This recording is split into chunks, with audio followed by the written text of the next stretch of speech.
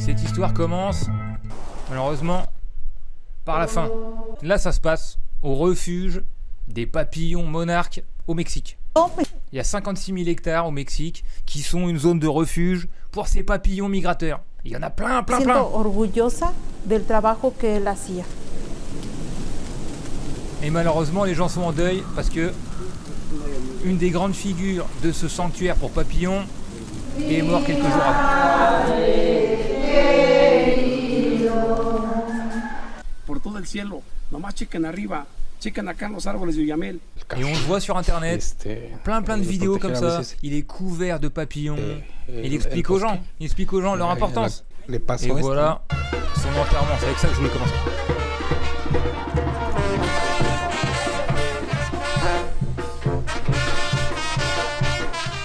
Toda la gente del ejido lo apreciaba mucho y de hecho dudan si en algún momento habrá alguien como él que se entregue por completo a su ejido, que luche por conservar su bosque y tratar de que la mariposa monarca así crezca, que no se venga abajo, que todos los bosques vayan cada vez en aumento.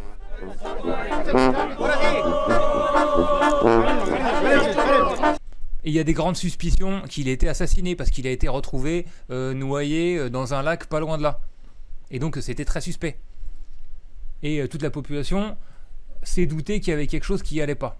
Mais on va revenir d'abord sur l'histoire des papillons. Qu'est-ce qu'ils faisaient? Pourquoi est-ce qu'ils faisaient ça? Et donc voilà ce que c'est que les papillons monarques.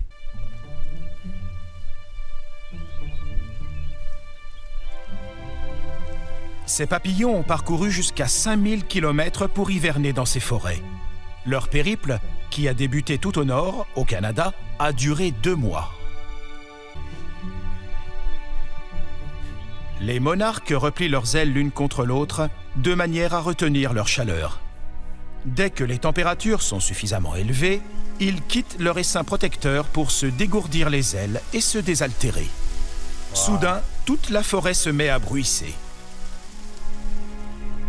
J'ai jamais eu autant de papillons autour de moi au point de les entendre bruisser. Ça doit être une sensation de fou. Hein.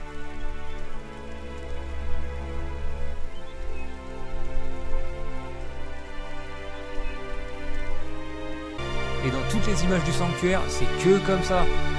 Sur 56 000 hectares, il y en a plein partout. Tout le marron là, c'est eux. L'arrivée du printemps marque le début de la migration vers le nord. Et c'est ça, leur caractéristique la plus connue, c'est des papillons migrateurs qui font des milliers de kilomètres.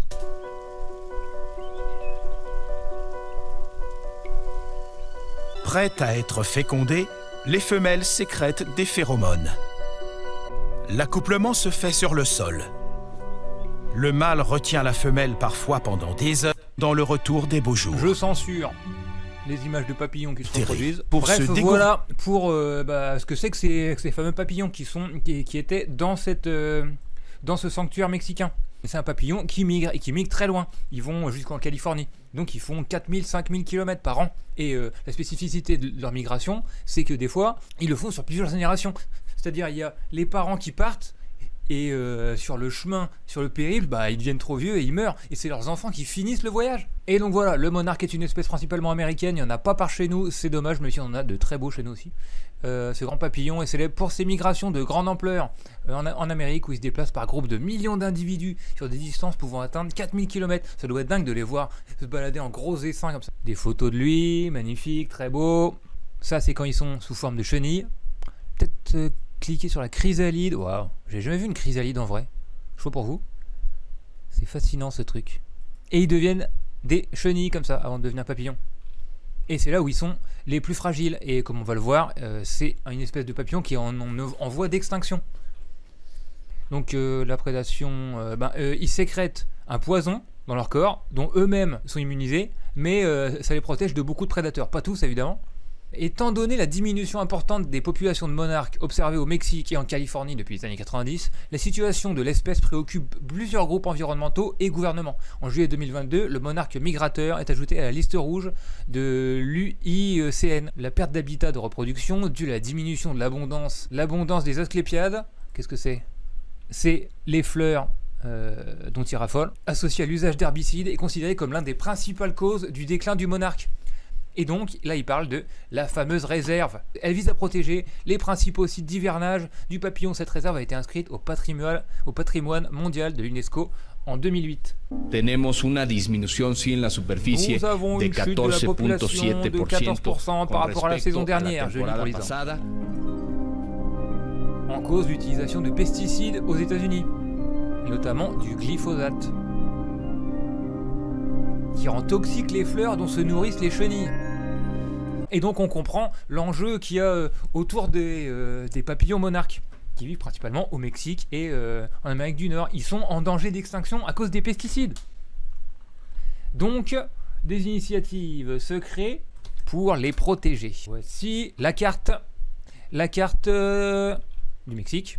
Et donc à côté de Mexico, là, dans le Michoacán ou le Michoacán, je ne sais pas comment on dit. Là on voit une zone verte, là, réserve de la biosphère, sanctuaire mariposa. Et donc il y a toute cette zone là en vert là, qui est le sanctuaire des monarques. Putain, on peut peut-être même voir où c'est. Là on dirait qu'il y a des bâtiments. J'ai trouvé le compte Twitter du fameux Homero. Et j'en parle au passé parce que malheureusement il est mort. Donc là il est avec toute l'équipe du sanctuaire Mariposa Monarca. Il y a une sacrée équipe. Il y a toujours une sacrée équipe. Et il poste que des photos féeriques de papillons dans le sanctuaire. Et donc il fait le guide, il fait de la pédagogie, il explique. Le voilà encore là, toujours parmi une foule extraordinaire de papillons. Encore là. Là en mode mythique, avec des dizaines de papillons sur lui. Et maintenant, on va parler de ce qui a causé sa perte au Mexique. Le crime organisé est assez puissant, on le sait, hein, mais il y a tout le temps des gens qui sont pris en otage pour des rançons. Et parce qu'il y a les cartels. Les cartels, c'est le nom mexicain des mafias, c'est le même fonctionnement. Les cartels, c'est pas seulement le trafic de drogue et le trafic des femmes pour la prostitution, etc. C'est en fait les mafias et les cartels, c'est du capitalisme sauvage en fait. C'est des gens qui font du business sans la loi, hors de la loi. Et donc du coup, ils vont s'insérer dans tous les interstices de la société où c'est pas régulé pour faire du pognon dessus. Et donc du coup, il n'y a pas que des drogues et voilà. Il y a aussi l'exploitation agricole illégale par exemple. Et donc de la déforestation illégale. Par endroit, c'est pour faire pousser du soja. D'autres par endroit, c'est pour faire autre chose. Et là, dans l'affaire qui nous concerne, au Mexique, c'est pour faire des énormes champs d'avocats. Et donc ils arrivent en force, armés, ils rasent des zones entières de forêt où ils occupent des zones qui appartiennent à d'autres gens, ou de nature, pour implanter leur business, et une fois qu'ils y sont, c'est trop tard, personne ne peut plus les virer parce qu'ils sont trop puissants. Comment les cartels de la drogue ont investi dans l'exploitation forestière illégale au Mexique. Je ne vais pas tout vous lire, mais c'est pour prendre un petit peu le panorama.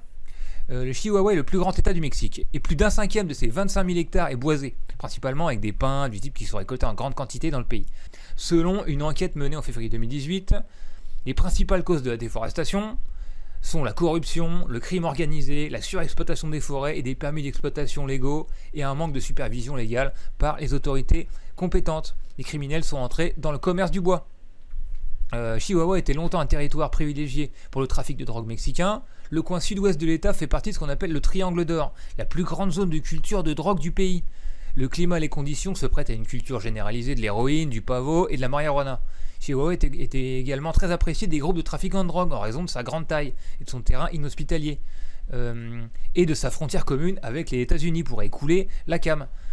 Ciudad Juárez, qui se trouve à la limite nord de l'État, est une importante place de drogue et a été le théâtre d'éruptions sanglantes de violence autour de la dernière décennie. Et donc là, il raconte des témoignages de gens qui vivent parmi les cartels qui essaient de s'approprier la nature de manière sauvage. Les citoyens rentrent dans la bataille contre des exploitations illégales de leurs propres mains. Des citoyens ordinaires ont pris en main la lutte contre l'exploitation forestière illégale dans les montagnes couvertes de pins de l'ouest du Mexique. En fait, c'est des havas un petit peu plus armés et avancés, quoi. C'est ça en fait. Où les bûcherons défrichent des collines entières pour des plantations d'avocatiers qui drainent les réserves d'eau locales et attirent les cartels de la drogue avides d'argent d'extorsion. la lutte contre l'exploitation forestière et la plantation illégale a été si efficace que c'est comme si une ligne avait été tracée à travers les montagnes. Avocatiers et terres défrichées d'un côté, forêt de pins de l'autre. Mais cela a nécessité une révolte politique d'une décennie, au cours de laquelle les habitants du Queyran se sont déclarés autonomes et ont formé leur propre gouvernement. Oh, c'est carrément chaud là-bas! En mode Chiapas, mais environnementaliste. D'autres villes, intimidées par les producteurs et les hommes armés du cartel de la drogue, luttent, mais sont souvent intimidées par la violence. Les mecs ont carrément banni l'avocat et défendent leur forêt armes à la main. Et ont même fait sécession parce que le gouvernement ne faisait rien. C'est un truc de ouf. C'est absolument chaud dans cette zone du Mexique où les gens ont dû prendre les armes pour défendre leur source d'eau. C'est autre chose que chez nous. C'est autre chose que chez nous. C'est en anglais, c'est une vidéo de l'AFP. Je vais vous faire la petite traduction habituelle. The tension is palpable in the streets of Cherán. La tension est palpable dans les rues de Cherán, small town in the Mexican state of Michoacán. Une petite ville du Mexique. After months of growing violence related to illegal logging, après des mois de montée de la violence à cause de l'exploitation illégale, residents of this indigenous community have had enough. Les habitants de cette communauté indigène en ont eu marre. 3 weeks ago, they blocked access to the town. Il y a 3 semaines, ils ont fait des barricades, setting up roadblocks along all streets leading in and out, faisant des barrages et contrôlant les coffres des gens, voir s'ils ont du bois. And declared a state of siege against the armed groups they say. Et ils ont déclaré un état de siège contre les groupes armés protecting illegal loggers and terrorizing residents. Qui défendent des bûcherons illégaux et qui terrorisent les citoyens. The last straw was when 2 of their fellow townsmen were shot. La goutte d'eau qui a fait déborder le vase, c'est quand les cartels ont abattu 2 de leurs villageois. Dead by loggers and government forces failed to step in. Et les forces gouvernementales ont échoué. We have no security. We can't move outside the city. On n'a aucune sécurité, on peut pas sortir de la ville. This group of alleged loggers, and I don't think they're just loggers, ce groupe de soi-disant bûcherons wanted to take control of our town. Voulait prendre contrôle de notre ville. This man, who didn't want to give his name or show his face for cet homme qui a pas voulu donner son nom ni montrer son visage, fear of retaliation, is par peur des représailles, part of an informal communal police force that is fait partie d'un groupe de police communal informel leading local efforts to keep the illegal loggers out of Cherán. Qui repousse illegal les logging has bûcherons been an illégaux. issue in this region for years. Residents say violence and intimidation in Cherán are on the rise too, as the power of the local drug cartel in Michoacán grows. Ils disent la violence depuis quelques années qui monte est liée à l'implantation du cartel. Those criminals kidnap us and threaten us, saying we Ces criminels nous kidnappent et nous menacent have to give them money. pour qu'on leur donne du pognon. It's not fair because the residents of Cherán have no jobs. C'est injuste parce que les gens de cette ville souffrent déjà du chômage. And it isn't just the insecurity La police informelle en France, c'est AVA exactement, sauf qu'on n'est pas encore armé, on n'a pas trop besoin, mais bon. that worries this rural community. Si on veut faire un jumelage avec eux, The solution is adjoint à la mairie. for government or military authorities. Alors lui, il fait confiance aux autorités. Il veut pas que son village fasse sécession et que les gens s'auto-organisent. Il est un peu légaliste. Et donc il dit, la solution doit venir des autorités. Have a permanent presence to protect the forest. Qu'il faut qu'il y ait une présence constante pour protéger les gens. This is what we've been asking for years now. C'est ce qu'on demande depuis des années. Bon, il a l'air dépassé par la situation. Cherán residents say they don't know how long they'll be able to keep the blockade up. Les habitants de Cherán ne savent pas combien de temps ils vont être capables de tenir les barricades. But theirs is a desperate measure to try to keep this town from going the way so many others have in Mexico, into the hands of criminals. Et ils se défendent eux-mêmes contre l'avancée des criminels, c'est un truc de ouf. Ce que font les gens au Mexique, c'est quand même exemplaire, dans le sens où ils ont une histoire quand même de révolution, de guérilla, avec le ZLN dans le Chiapas et le commandant Marcos et tout, et même Zapata et tout. Et du coup, et c'est vrai que l'État a pas l'air en mesure d'assurer la sécurité des gens et la stabilité partout, en dehors des grandes villes. Du coup, les gens se retrouvent confrontés eux-mêmes aux problèmes des cartels, etc. Et ils le règlent en prenant les armes. Dingue. Et donc voilà, un autre petit reportage Associated Press. C'est une petite parenthèse par rapport au sujet de Homero Gomez, mais c'est quand même la même lutte. Et c'est pour expliquer ce qui a causé la perte d'Homero.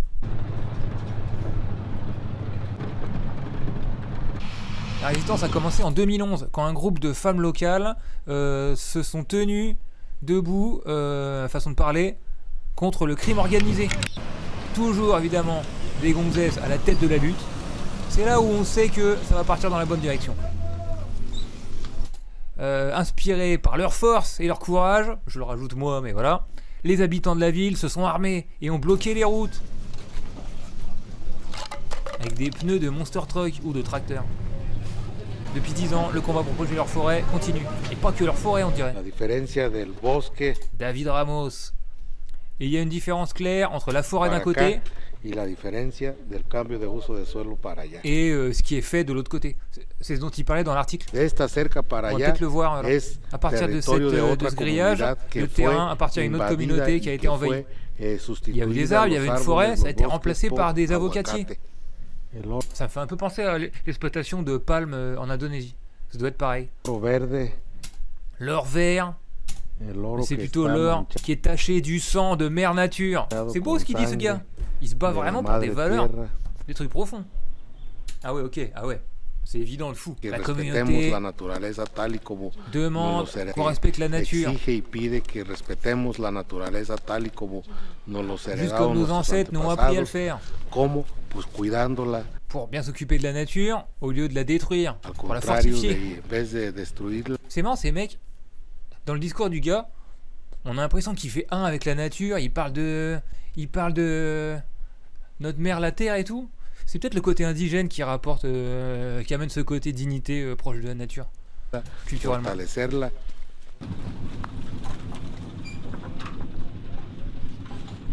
Évidemment, toute cette histoire d'avocatier a débordé sur le sanctuaire de notre ami Homero.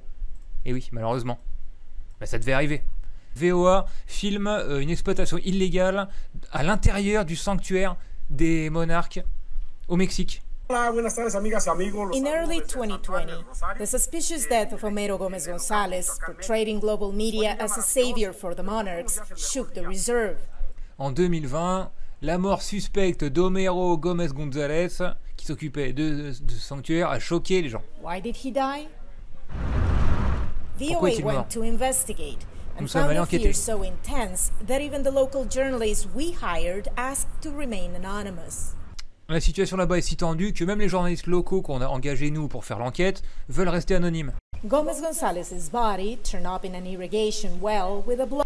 Le corps d'Homero Gómez González a été retrouvé dans un canal d'irrigation, voilà. C'est pas dans un lac, pardon. To his skull. Authorities called it an accident. Les autorités ont appelé ça un accident, oui bien sûr. Il a trébuché et il est tombé dans un canal d'irrigation. Michoacán has a reputation for violence and corruption. A local source who asked for anonymity to avoid reprisal. Une source anonyme qui a demandé à rester secrète. Showed us documents allegedly placing Gómez González in a fight with the... Nous a montré des documents qui montreraient l'implication de Gómez González dans une lutte over water rights. Officials... sur le droit à l'eau, à l'accès à l'eau. Cerro Pelón is supposed to be a protected area. However, we are seeing logging. It is néanmoins, il montre qu'il y a des traces de bûcheronnage. Rare to see signs of illegal logging firsthand and dangerous. People is really afraid of going up there. Les gens ont vraiment peur d'aller là-bas. And actually be in the area because... Et même d'aller juste dans la zone. Et lui, c'est le directeur de la réserve. Il n'y a pas d'autre option que de continuer à surveiller. Coordination con la gente local. Et de se coordonner avec les habitants. C'est ceux qui ont un rôle clé dans ce genre de situation.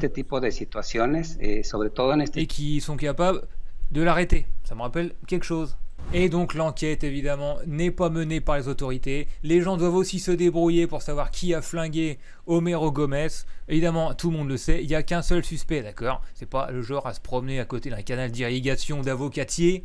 For our own safety, we left Michoacán in a hurry. After locals warned us, we were being watched. Ah, ok. Et on finit là-dessus, ils disent pour notre propre sécurité, on a dû quitter assez rapidement les lieux, des locaux nous ont dit qu'on était surveillés. C'est intéressant cette lutte parce que, comme d'autres, comme un peu partout dans le monde d'ailleurs, c'est les classes populaires, et là des indigènes et des gens qui habitent dans ces régions-là, qui sont matériellement alliés avec le reste de la nature contre des escrocs qui cherchent à faire du profit. C'est l'histoire du monde. C'est l'histoire du monde. Et donc voilà, les gens du monde entier se battent contre le capitalisme sauvage ou moins sauvage, ça dépend des endroits. Les armes à la main ou la citronnelle à la main, ça dépend des endroits. Ils remportent de grandes victoires. Et donc, voilà ce qui s'est passé une semaine après l'assassinat d'Homero. Une deuxième personne liée au sanctuaire a été retrouvée morte au Mexique. Ça, c'est quelques jours après. Des activistes craignent les gangs criminels et des bûcherons illégaux. Le corps d'un guide touristique qui travaillait dans une célèbre réserve du papillon au Mexique a été découvert 2 jours après la mort d'un éminent activiste du papillon monarque, notre ami Homero. Les autorités mexicaines ont déclaré qu'elles enquêtaient. Ouais, qu'elles enquêtaient. Je suis pas sûr qu'on puisse vraiment leur faire confiance. Comme les autorités mexicaines ont l'air corrompues, presque autant que les autorités ukrainiennes d'ailleurs, mais ça on verra vendredi, et incapables de faire face à des bandes de capitalistes sauvages qui ruinent tout dans le pays. Mais bref, ils enquêtent. Sur le possible meurtre de Raúl Hernández cette fois, dont le corps a été retrouvé battu avec une blessure à la tête, probablement causée par un objet pointu, ou par une peau de banane, bien sûr, selon la brigade de la Croix-Saint-Ouen, la Croce Saint-Ouen. Les médias locaux ont rapporté que Hernández avait été retrouvé aux premières heures de samedi dans la municipalité d'Ocampo, à environ 8 km de la réserve de biosphère du papillon monarque. Hernández a été porté disparu par sa famille le 27 janvier, après avoir quitté son domicile dans la ville de San Pedro Libertad, a indiqué le procureur de la République dans un communiqué. Plus tôt cette semaine, l'activiste Homero Gómez González a été retrouvé flottant dans un puits dans l'état du Michoacán, où se trouve la réserve. 2 semaines après sa disparition. 2 semaines après sa disparition. Il serait sorti sans prévenir personne. Bref. Les gens, en fait, à la différence de la justice et de l'État, n'ont pas vraiment besoin d'une enquête prouvée avec une preuve et un aveu du mec pour savoir qui est responsable et qui avait intérêt à flinguer nos amis Gomez et Sanchez. Et Hernandez, pardon. Oh, désolé, mais je connais que 3 noms mexicains. Gomez, González, Sanchez et Hernandez, pardon. Évidemment, si je me gourre. Je savais que ça arriverait, mais voilà. Il y avait quand même pas mal de monde dans l'équipe. Donc 2, ça va pas vider entièrement la réserve. Mais quand même, tout ce qu'on voit là, ils en mènent pas large. C'est une histoire qui finit mal, mais c'est une lutte qui est encore en cours. Qui est encore en cours aujourd'hui.